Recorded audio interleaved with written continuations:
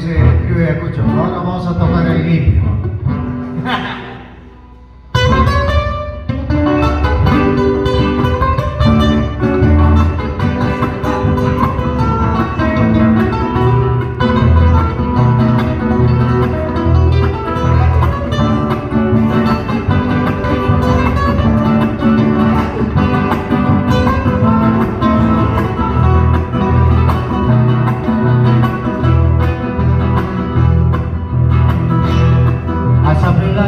Yo le regalaré para su santo un sombrero de sao, para que también me tape a mí también cuando yo la bese debajo del papel.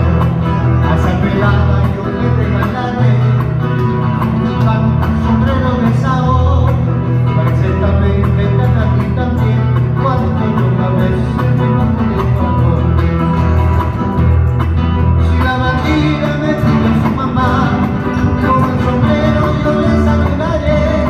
Oiga señora, yo le contestaré. Señora, buenas tardes, ¿cómo le va usted? Si la bandida me pide a su mamá con el sombrero, yo le saludaré. Oiga señora, yo le contestaré. Señora, buenas tardes, ¿cómo le va usted? Oí, loco sin vergüenza, tiradita que quiere a su hija doña Juana, ¿a quién vas a decir? ¿Acaso con canciones la vas a mantener? Con canciones no se llorar con este corazón.